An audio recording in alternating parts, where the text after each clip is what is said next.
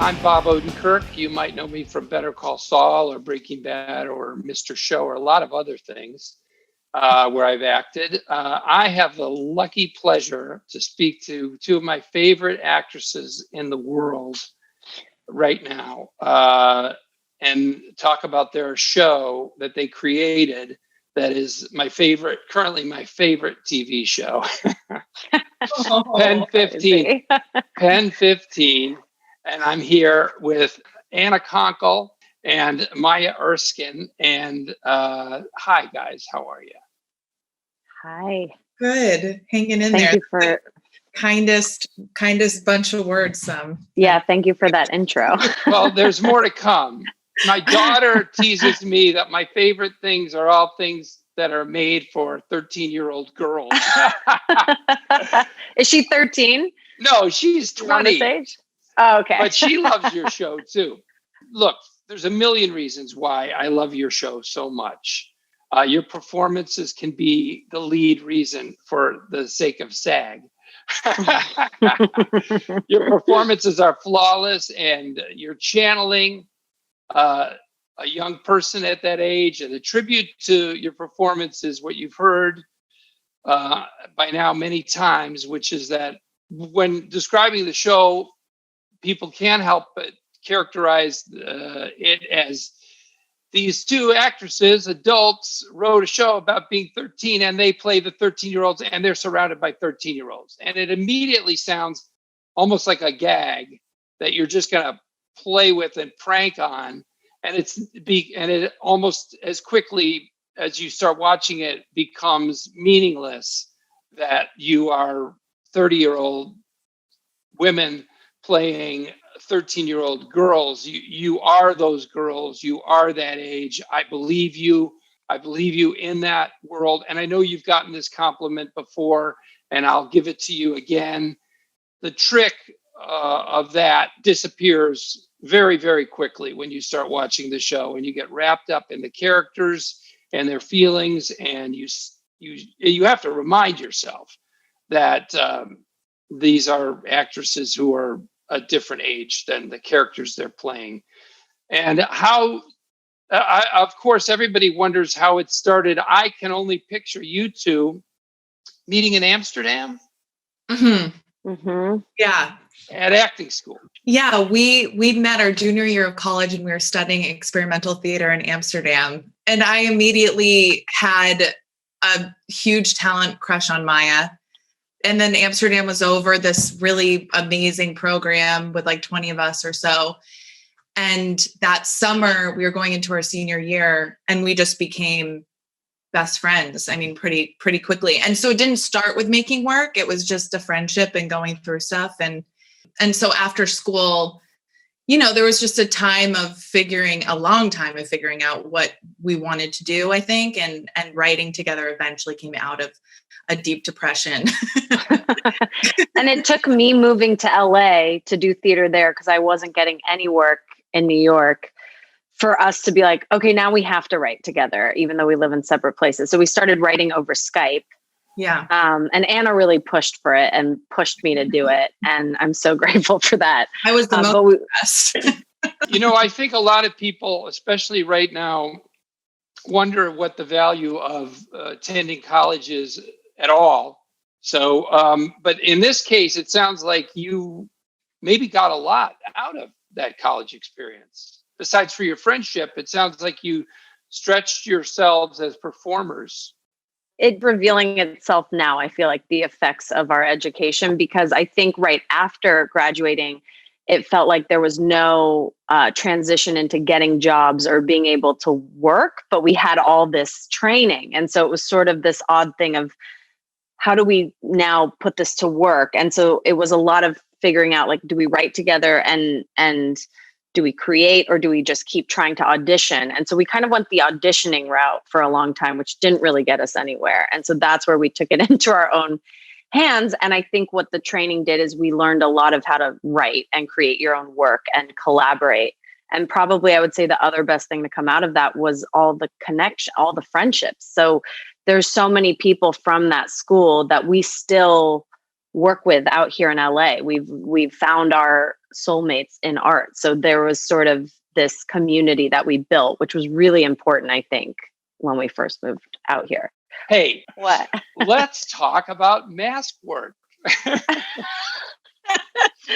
I think when people, even actors, when they hear, oh, we're going to, mask work or something Right. elemental like that, the things you do in class. Right. They go, I get how a lot of people look at that and go, oh my God, you're jerking each other off. And what's the point of that? I'm sure that the props and the makeup help you to be these characters. Well, that was a big part of, because I started in musical theater in school, which that did not work out clearly well at all. And then going to experimental theater was all about, and Maya, correct me if I'm wrong, because you did this much longer than me, but like physically adjusting yourself from the outside and letting that inform what's happening inside.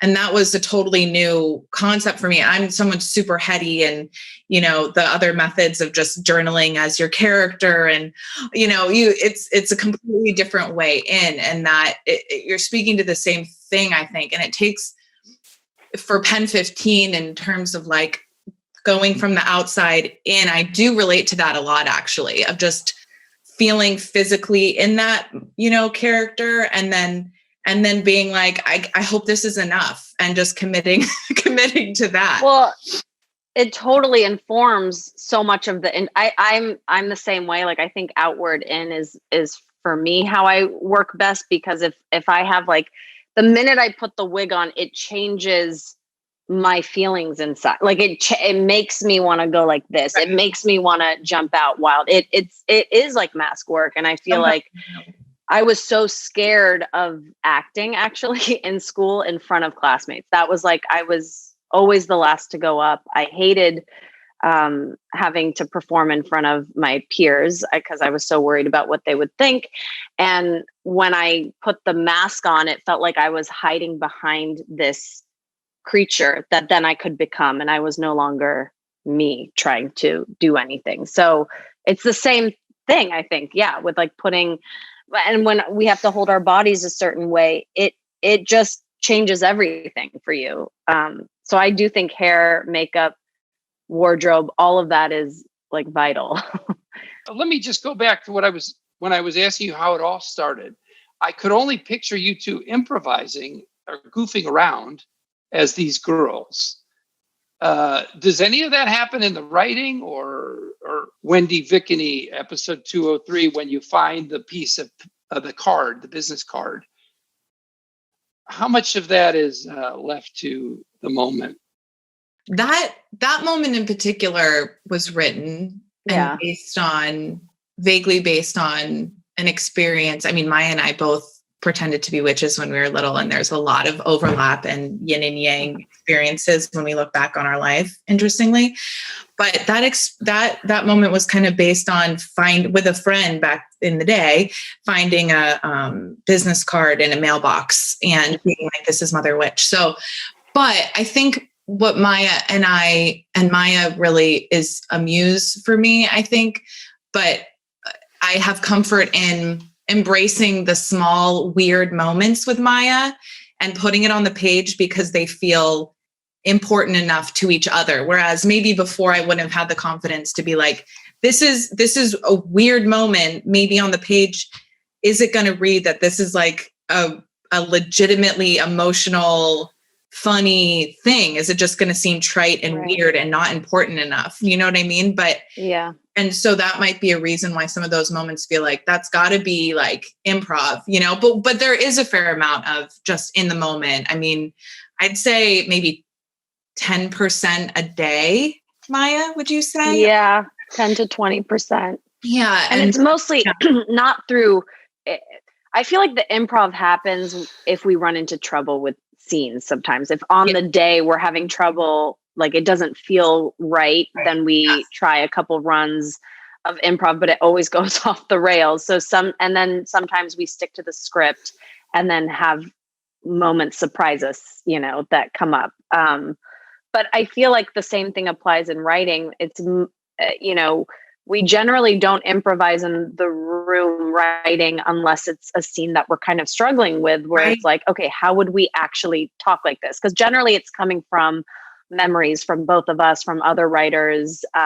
So it's easy to sort of translate and put onto the page. Right. I will say something that's probably a little frustrating about our writer's room, I would guess, but I don't know because I haven't been in others, is that Maya and I are always in the room. So it's a pro and a con in the sense that we are the characters and we get to rewrite in the moment or co-write, every line of it feeling as organic to our characters and to the moment and our memory of being 13 as we can. Right. Let's talk about that for a second, because for me, the hardest thing about playing Saul Goodman or Jimmy McGill in Better Call Saul is he's just much younger than me. And I mean, he literally is, 20 years younger, maybe, and maybe even emotionally, I almost think he's 30 or 40 years younger than me. Yeah. And that's really hard. That's harder than anything else. A lot of the problems that the girls are confronting are not problems to an adult. Because we get better at compartmentalizing and sort of stomping on our feelings, because we can't live that way, because you can't go through life as a 13-year-old person, 14. That time period is so, you're just a raw nerve. Yeah. And you don't know what the next step is going to be or bring. And you just can't go through life that way. So at some point we start to deaden that nerve, and we start to have sort of a weird blind faith. Maybe it's just a mulish ignorance about possibilities, instead of that open-hearted, open-minded feeling that you go through in that transformational time. I don't know what's wrong with us, but I feel like most sane people have shut that part off completely to just forget it and sort of black that out. But I feel like Anna and I, a lot of what we connected over, even just in college, separate of Pen15, all of our stories of trauma or embarrassment or shame were like right at the surface, and we would talk about it endlessly with each other. So I think we already shared so many stories, and we probably each on our own talked about these memories a lot, because that was such a seminal time for me, and a hard, raw time that I always went back to. So I feel like, when you say, Bob, that you are also 14 in a way, like I think Anna and I in some ways are that age still. Like there is a part of us that it's so easy to go back to that time emotionally, and and I relate to the raw nerve aspect so much, and still now as an adult, and having to learn how to cope with being a really, really sensitive person. And that connecting me to age 13 and to every moment, unfortunately, of my life where I feel shame or rejection or whatever. And that's something that Maya and I could always not only talk about, but laugh at, just think is the funniest, darkest stuff. And the sad, like I could cry and hysterically laugh at the same time with Maya and my friendship, whether we're talking about 13 or 25 or yesterday. And that is something that she found important to bring to our work, and I found important to bring to our work. So we're so lucky. Yeah. Yeah, it's amazing. And Anna, my family situation was a tenuous one. That feeling that your character has of and it's a wonderful scene where the two girls are watching TV and there's an argument, parents are arguing in the next room. And that just reminded me of my whole childhood, of this big danger that you cannot control, that you have no power over. It's a beautiful, sad, and wonderful thing that you bring to the screen. Thank you. Is it hard to feel those feelings sometimes, to willingly put yourself in that place? Mm-hmm. Yeah. I think there are certain scenes, and I think maybe we all feel like that, and you're speaking to that, of where you're like, I don't want to do this today. Yeah. And suddenly you're on your mark and it's action and you're just doing it. Well, you do those moments beautifully, and I think they're the best things about acting. They're the greatest achievements in acting to me. Can we talk about your mom for a second, Maya? Yes. I'm going to say her name, Mutsko. Perfect. Mutsko, but we call her Mutsi. My dad calls her Mutz. Mutsi? Yeah, that's great. Mm-hmm. What a brave choice to have your mother play your mother. Now, anybody who watches for any length of time is going to think she's got to have acting experience.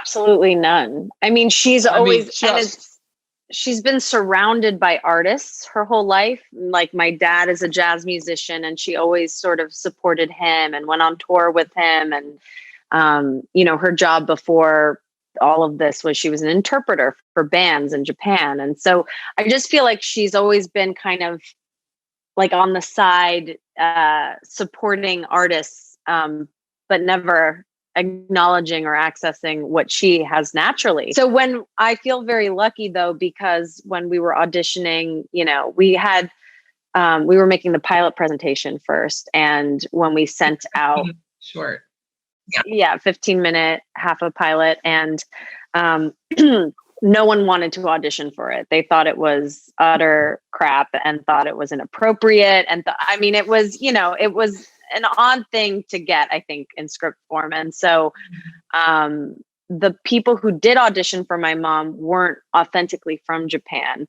And I think we all felt immediately that just wasn't going to work as well. So we tried my mom, and thank God that Anna and Sam were open to that, because it was a bit of risk. Well, your mom's amazing. I can't. It doesn't make any sense how good she is. It doesn't. She's great. Now, you have some other many, many wonderful actors, and I'm going to mention a few of them now, and I'd love to hear your thoughts. Now, I've always loved Melora Walters, and in fact, did a movie with her years ago that I directed, and she did a part in it. She was very generous to do that. And she's just a wonderful actress who couldn't be more perfectly playing this role. We were so lucky that we got, I didn't think that she would say yes. Like, I couldn't believe that we got her. And I actually was watching Magnolia recently, and she's just so incredible. Like, I just am feeling, very grateful that we get to have her play your mom. Yeah. The role was offered and we were like, wait, she said yes. We were so, thank God. Thank God. The hardest part is that a role, if you're an actor, the first thing you see, the first episode, how much does the mom matter? She's just arguing. Right.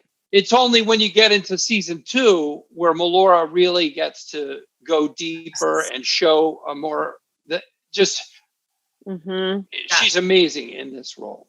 Yeah, talking about a raw nerve, like someone, and I think that's a lot of the challenge in the casting of Pen15 of like, how do we make this not TV? Why is this popular person not just like the popular person or the dork or whatever? Like, what's the gray area?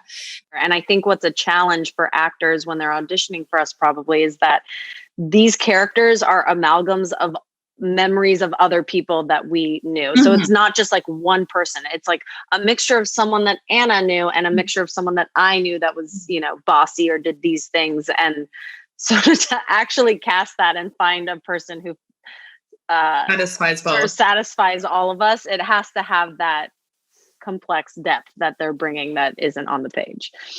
Yeah, and I think you guys set that tone, and it's interesting to see that these young people are able to grasp it, that you've found some amazing young talent. I know they want me to wrap up, but I have to talk about Sam Zwiebelman for a moment. Yeah. He is a co-writer, right? Yeah, co-creator. And a director, and a wonderful directing. And I always want to point out his directing. so much of what's great about the show is just dependent on a director feeling it, seeing it, knowing where to put the camera, and bringing a tone and an energy to the set that allows the actor space to live in the moment and reveal those feelings. Can you talk about Sam and how you met him and just what he does on set and how do you interact? Anna and I came to him when we were sort of trying to come up with a show, and we had seen his films from before. He was in our friend group and we had always admired his work. And so we asked him to collaborate with us essentially. And we formed this show, Pen15. He's such an incredible writer, and that's, where we first came to him. But then we also realized he's an, insane director and really just so knowledgeable about everything. And so his point of view is can be, I would say, godlike funny sometimes, truly dying on the floor, laughing, insane humor, and then incredibly deep and sincere and soulful and heartfelt, and I would say he's a very sensitive person as well. All three of us are highly sensitive people. And so coming together, I think he just was in this world immediately, I would say, and has been such a good partner in terms of when we're on set, being the eye and letting us play. That's all he really wants in every scene. Yeah. There's a real connection, I think, from the beginning of working together between the three of us, of the same thing we're talking about between me and Maya, of a reverence for the minutia of the intricacy of your feelings, that get overlooked, especially at age 13, that certainly they can't be experiencing, something super complex. And we know from going through it, you can, and you do. So there's a reverence for that. And I think he always pushed in a good way, that instinct that we all already had of this is important. We all love Todd Solondz, who, talk about giving reverence to, the coming of age perspective and acknowledging a beauty to it. And then also a deep humor and rawness to it. And so he brings all of that to directing. And that's not necessarily the instinct of, every comedy director. You know what I mean? Yeah. So we've been a gift. Yeah. He's gifted. And I hope that everyone in your cast and all the writing and everything about the show, and it seems like people are, gradually appreciating it and seeing it and knowing it and grasping how wonderful it is. I knew right from the start. You were our number one fan from the beginning, which we couldn't believe. We were wait, he likes our show? This is crazy. Yeah, we've all been a fan for a long. Yeah. I think my previous favorite show was Catastrophe. I don't know if you've ever seen that. I watched it. It's great. So good. Another great show. But this is just a beautiful show. Thank you for making Pen15, and thank you for your performances. And I hope that all awards go to you. Thank you so